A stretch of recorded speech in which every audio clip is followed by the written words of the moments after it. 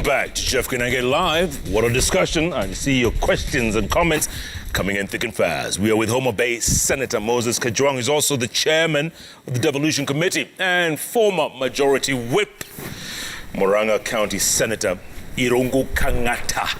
Gentlemen, I asked you earlier on, Senator Kajwang, let me ask you this. Referendum, this year, yes or no? Is it on? Referendum. It is possible. It is possible because it's possible that Parliament can be done with the bill by May, and thereafter the referendum can be held. If not, if it's delayed till next year, does that mean handshake is over? If it is delayed, then there could be certain provisions of the BBI that might not be implemented before the next elections. I think there are those experts who have argued that even the creation of the 70 additional constituencies ought to be done at least 1 year to the next election. And so if the people who in their sovereign power pass the BBI bill as it is and it becomes law, the question would be where the people have overwhelmingly said that this is what we want. Do those other restrictions apply? But I think that will be a conversation for legal experts at that point in time. The straightforward answer is that we are going to have a referendum. The provisions in and the proposals and the amendments to the Constitution are the ones that have to be taken to a referendum. And I am confident that by the month of May, Parliament will be done with this. Kang'ata alluded to some disquiet on the contents of the BBI draft. And Parliament has decided that the committees of the Senate and the National Assembly that are sitting jointly right now to look at that draft bill and to bring a report to the House, we have given them time. You know, when a bill comes for first reading, it is sent to a committee. When it comes for second reading, it is expected that the committee will have done its report, so that that report can persuade the House to take a certain direction. But there are many cases where we have gone into second reading without a committee report. But because this is a very important matter, it is the first time we are amending the Constitution through a public, a popular initiative. I think it is just good order and good manners to allow the Justice and Legal Affairs committees of the two houses to bring a report. Now, that report, and this has been the wrong impression that has been given to Kenyans. The committee has got no power to amend the draft bill. Right. It can only make recommendations. And those recommendations can only be dealt with at the third reading stage. And it can only be done on the consensus and concurrence of the entire House. Even if this committee was to say that we omit the schedule with 70 constituencies, even if it was to say that we omit the ombudsman, even if it was to say that we strike out the prime minister, that can only be a report that can be used to persuade the House, but it is not conclusive. It is Kang'ata and I who will exercise our vote and to say that we agree with the committee or we agree with the people who brought this bill to the House. Senator Kang'ata, May is in 2 weeks. Is that realistic? No, and for me it will be very immoral for the political class to push for a referendum anytime this year. Very morally wrong. Why? People are dying. People are crying. For the last 2 weeks, I've gone to Murang'a to bury COVID-19 victims, I think almost 10 times. My friends have passed on. People who have been so very important to Murang'a society have passed on. On this Saturday, I'm going to bury a very prominent figure in Kandara constituency. So, when you look at such kind of a situation, if our elites, our political class have conscience, they have that moral cause, they would definitely shove this issue and say, okay, fine, let us fight this pandemic, then thereafter we'll deal with the issue of BBI. Why? Because number one, it will entail usage of resources.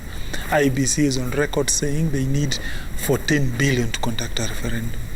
That 14 billion is enough to purchase enough vaccines to give to all Kenyans. After that, we shall then start incurring billions of shillings to sustain some of the new offices that are going to be created by BBI and the expansion of government, which will accrue after BBI. So you're saying put BBI on hold? Yeah, hold. That's what you're saying? Yeah, hold. Put it on ice? Yeah, please, surely. You may have, I don't know, whatever. And by the way, remember, constitutional review, from where I sit, it ought to have something called the grand norm. That is, the basic norm that inspires the change of that constitution. What triggers that change? And for me, I can't see it.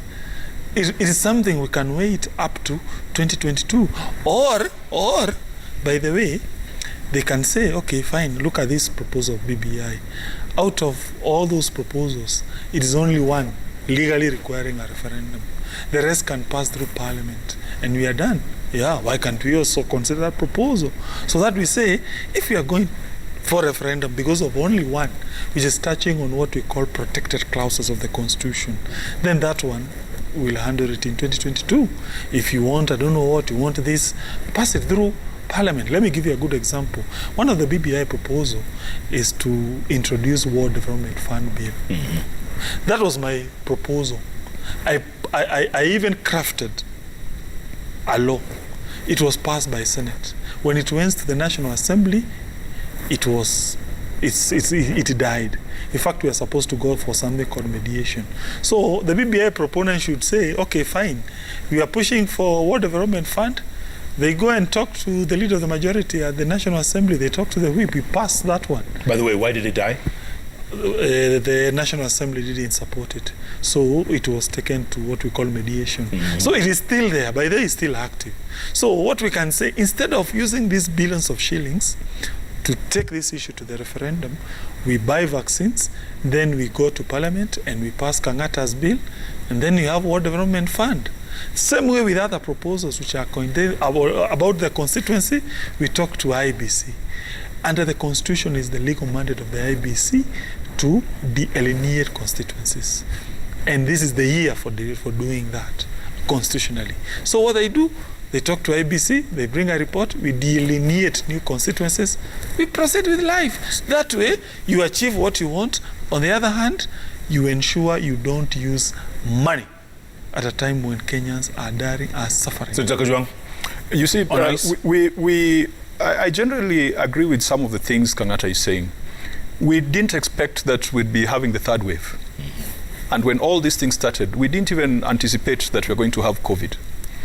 If you go into a referendum, there is a period where you have to popularize the bill, and there'll be the no and the yes side.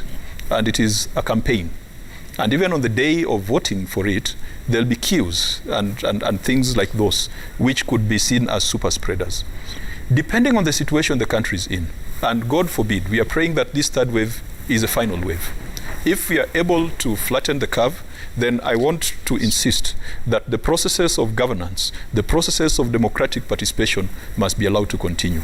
Because if that argument is stretched, one would argue that we cannot do an election because of the circumstances that we find ourselves in. There are nations that have held elections. The United States did elections at a point when there was a serious spike, even in infections. We've seen Tanzania, we've seen Burundi, we've seen Uganda, and several other countries. It is well established, and it is a good practice that the democratic processes and the systems and processes of participation of citizens should continue. And that is why even Parliament, despite the pandemic, Parliament is still required and is still called upon to sit. I do pray that we don't have a fourth, fifth wave. If this is a final wave, and it's only God who knows, because this is now beyond Raila Odinga and Uhuru Kenyatta. If the waves persist into the year, I don't think it would be responsible to do things that can increase the risks to Kenyans. But things remaining constant, those ideas that Kang'ata is having, we hope that the Justice and Legal Affairs Committee will bring those ideas to Parliament and we consider, even though I'm convinced that there's more than one provision that requires to go back to the referendum, because there are issues to do with the Bill of Rights, and there are issues to do with the powers and functions of Parliament, and there are issues that touch on the judiciary, which the people need to take a position on. What about this thing they call a no contest referendum? That's what they're insisting on. No contest. It's a fallacy. It's a fallacy. A referendum, you put a question and people either agree or disagree with it. I think when they say non-contested, unfortunately, they've really made it a very small thing. For the Tanga team, non-contested means that William Ruto is in the room. And I think sometimes there's some sense of jealousy when these other boys are meeting and he's left alone with the Kang'ata and Rigathi on the side. So for them, non-contested means that Ruto is also in it. And it's not about personal feelings and involvement. What we must ask ourselves, and I wish that the contest was a principled contest rather than a personality contest. There was a group that came up. I think they were called Linda Katiba. And they were making some fairly, nice arguments on issues and on contents of the draft bill. But they also went separate ways. I think some found their ways in Tanga, and others came back to the handshake fold. But there's nothing like an uncontested referendum. You can have an uncontested election like the one for Senator Abdul in Garissa. Mm-hmm. But a referendum must have two questions. No, must have a yes or a no. Can I define what we mean when we since you've just gotten your PhD in law, why don't you just tell us? 1963, we had a new constitution. It was not contested on the basis all major political players were involved. Remember the Lancaster 1, Lancaster 2. That is what we call an uncontested referendum or the constitutional change. Then we had the 1969 second Kenyan constitution, which collated all constitutional amendments between 1963 to 1969. That was a contested constitutional review debate. Remember, there were people even who were arrested, who were harassed when they opposed that process. Remember that? Yes. And in fact, some of the draconian constitutional provisions that bedeviled Kenya, they were inserted that time. A good example, remember, they killed Senate in 1964, then it was included in 1969 Constitution. They abolished devolution. So you see? So the point is, whenever you have a contested constitutional review process, you create problems. Then we have the 2010. That was also basically a non-contested referendum. Why? Because all major players were involved in that process. By the way, if you recall very well, even Ruto. There was no, there was. No, by Ruto, but I can tell you that happened after the conferences. But the conferences, everyone was given an opportunity to appear and give representation. As to whether some other players will go and say no, that's obvious. But the process must be accommodative. Give all major political players an opportunity to be heard. But that does not necessarily mean there will be a consensus. But at least give them a hearing, involve them in the process. But then when you weaponize, you now want to make that process as if there is us versus them. That is what you are returning this country to 1969 constitutional making process. It will not be fair. It will create problems. And I'm not convinced BBI process was sufficiently consultative. It was not. Okay. But Jeff... go on. As I go to the magic word, go on. You see, we should not bring in insomnia, political insomnia. When I read Kang'ata's letter about the BBI, he said BBI is great, especially for the Mount Kenya region. It has benefits and it is very easy to sell. In fact, the only problem he had was the use of the provincial administration in popularizing the BBI. They wanted the political class to be in control, which I think I agree with, because this is a political process. It cannot be something that is driven by national government administration officers. I am surprised that today, just a few, not too long ago, because that letter was in January, that a lot of things have now come up to make the BBI a bad thing. Maybe that's why his letter leaked. Not true. No, I raised 4 points. Of course, there was that issue of provincial administration, I concede. Yeah. But I also talked about the issue of making the process more consultative. In fact, that was point number one. And you don't feel you've been consulted, or people have been consulted Not enough? me, the key political players. Okay, real quick, before I read the tweets, who leaked your letter? I don't know, either, by the way, Mr. Rafael Tuju or Pogisio, the Senate Majority Leader. I shared with them that document in advance. Talk to Pogisio. But you should remind Kang'ata that he's on TV, he's not in parliament. There's no parliamentary privilege here. There is none. He might find himself in court.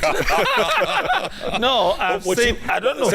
What he should have done is go directly to the president. Yes. Why did he just take the letter to the president? He has a majority whip. There's no, and I think there's a television drama series about the whip in Congress. I just forget the name. I don't know whether it's House of Cards or something like that. It's House on of Cards, yeah. It's on Netflix. That guy is so powerful, and if you see the kind of machinations and the kind of maneuvers they make, they're the ones who determine who becomes what. Indeed, you recall when Obama first appointed someone to be his health secretary because his pet project was Obamacare, and he wanted someone who could drive that agenda. It was the whips in Congress who snookered that guy, because they ensured that that guy could not be nominated. A whip is a powerful position in parliament. It is the link between parliament and the executive, because the speaker is an outsider. The speaker can be impeached the next morning. So they have access to the president anytime. But the whip and the leader of majority, we used to imagine that these guys have breakfast with the president. That it turned out that he had no access. So he had to write a love letter to the president. And leak it, or have it leaked. No, can I tell you the reason why I wrote that letter? From my experiences, I realized that at times you need to keep a record. Because things will go wrong, people will say, you didn't do anything. I can tell you, during this fight for formula, I had written a secretive memo to my bosses. I told them, I'm fearful this thing will become very contentious. Do this and this before we reach this stage. Nothing was done until it became a burden upon me. So, any regrets? No, I'm happy. I'm telling you, I'm happy, because now, you see, look here. For the first time in my political history, I'm in a political group where I'm pushing an agenda that is beyond me. A certain political thing, philosophy, ideology that one can die for, which is de-ethnicizing Kenyan politics. De-ethnicizing. For the first time, I'm feeling passionate for a person who is not a Kikuyu. Of course, I've been in politics, supporting Kibaki a Kikuyu, supporting Uhuru Kenyatta Kikuyu, but for the first time, I'm pushing an agenda of a non-Kikuyu. And the day, and God willing, we reach a stage where my community supports a non-Kikuyu, which we are doing now, William Ruto, we shall achieve, made this Kenya non-tribal. Okay, let me get to and the I'm happy to subject. be part of that process. Okay. Bobby Buta on Twitter says, this alliance business is bad for Kenya because it is selfish and insensitive to the common Mwananchi. At a time when Kenyans need solutions for the country and the economy, we should be hearing more of making of political party manifestos. Well, you know manifestos don't work anyway, right? Jeremiah Kariuki says, the evening starting on a humor platter. If Ruto and Raila join in one alliance, will the likes of Kang'ata keep talking about destinies versus hustlers? Sorry, dynasties versus hustlers, my bad. What will be the new mantra and slogan? We'll talk about if Raila joins now. Him and Ruto, what would you say? Bottom-ups economics. Bottoms-up economics. By the way, my brother, look here. We have all those candidates who want to become president. Yes. Which presidential aspirant is talking about issues apart from William Ruto? No, we are the only one pushing an agenda. I think, Jeff, an agenda. I think you even hosted someone like Mukisa Kitui, who has got very fresh ideas on how to revive the economy. Smart fella. There are people like even Musalia Mudavadi. He still has some ideas from his experience in finance. Raila Odinga consistently talks about making Kenya take the path of Singapore.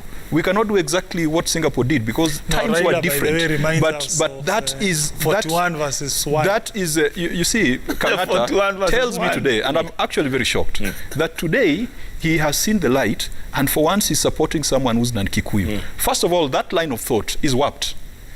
I voted for Mwai Kibaki back then, and it didn't matter that Mwai Kibaki was not Luo or that it was Kikuyu.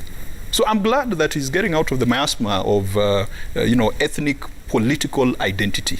Raila's consistent, and I wish you would even read some of the books. Unfortunately, you said you stopped listening to reggae because Raila started listening to reggae. That's how you miss on information. His social democratic aspirations and views. In the last elections, it was captured in some very little book. And I remember that some of the authors of that book were people like David Ndii and other very eminent economists. Sets out his vision for an export-driven economy, reduction of this export-import substitution practices that we have had since independence. They are all there. People are talking issues. Okay. It's just that you don't want to listen. Senator, let me ask you this. If Raila had said Nyachai Tosha, who would you have voted for? Probably I would have voted for, because back then I was young, I was at the university. I would have gone with the team that I thought that had the aspirations of the youth better defined.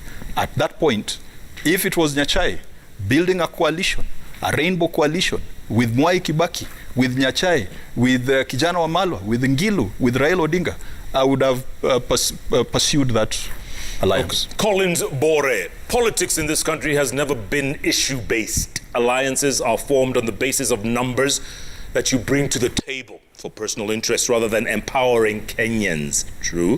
2022 will be no different. Tribal groupings will still take shape. Senator Kang'ata, you agree? It's all about tribal groupings, tribal alliances. It's the numbers.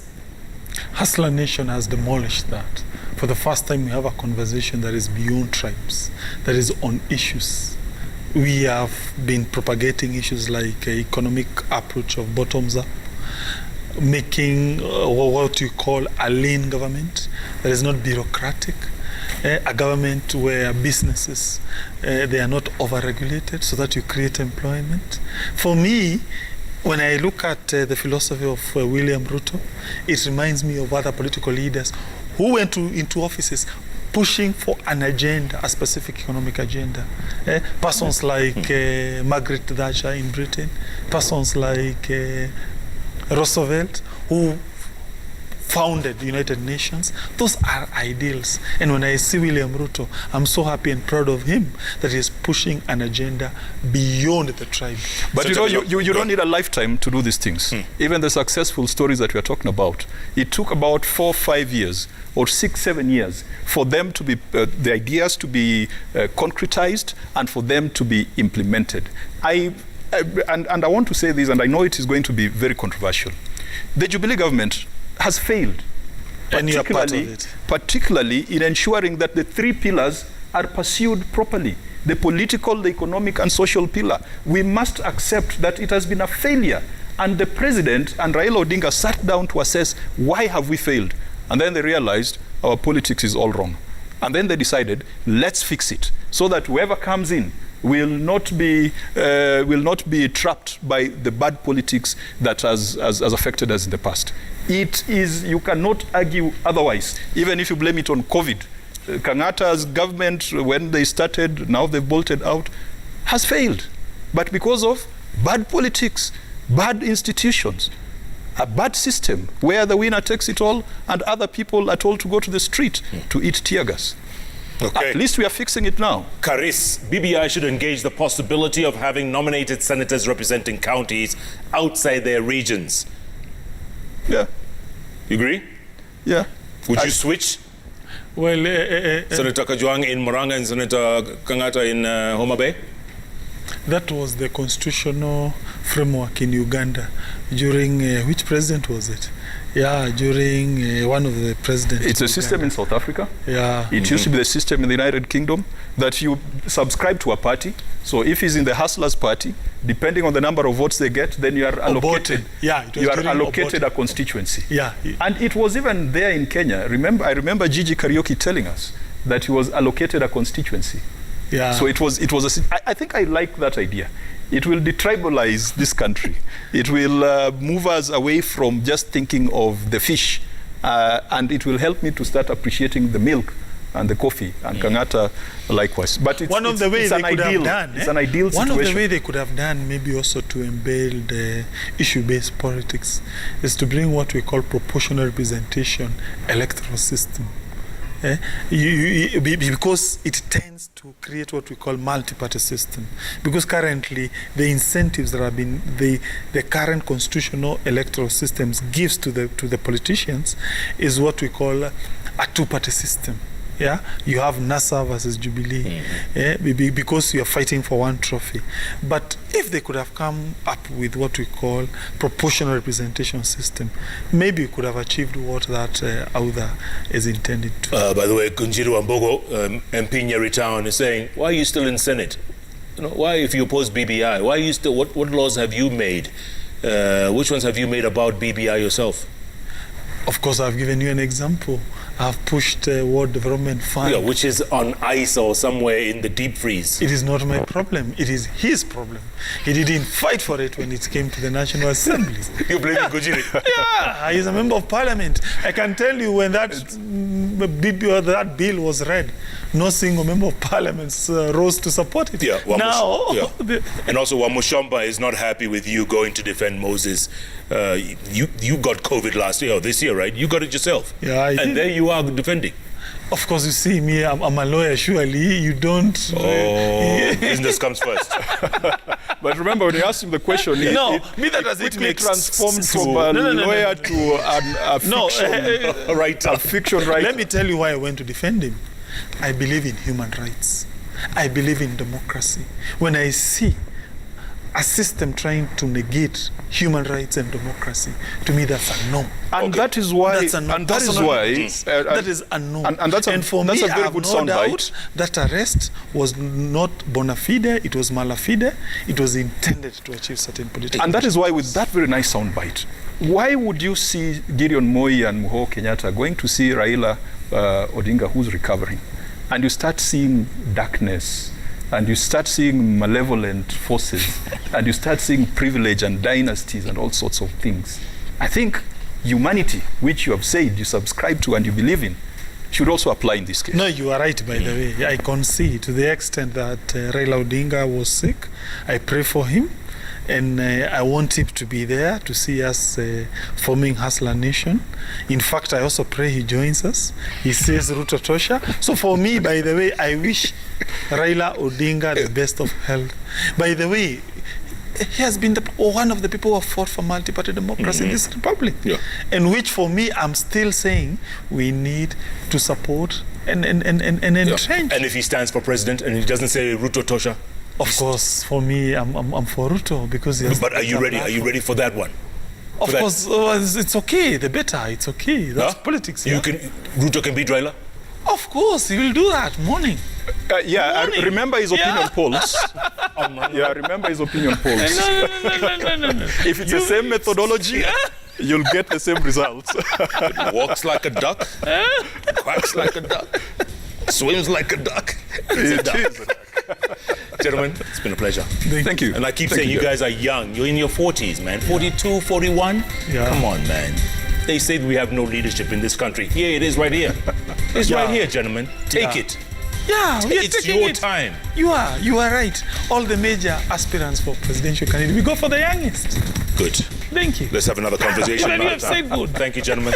Thank you, Jeff. Former Senator Moses Kajwang, Moranga Senator Irungu Kang'ata, talking to us about the state of our nation going forward. Keep saying, folks, we got to keep talking. The moment we stop talking, it's the moment we start fighting, and we don't want to go down that slippery slope. Once again, Ramadan Kareem to all our Muslim brothers and sisters. Thanks so much for joining us. Those three letters on the keyboard, they follow each other. JKL. Good night, good luck. God bless Kenya.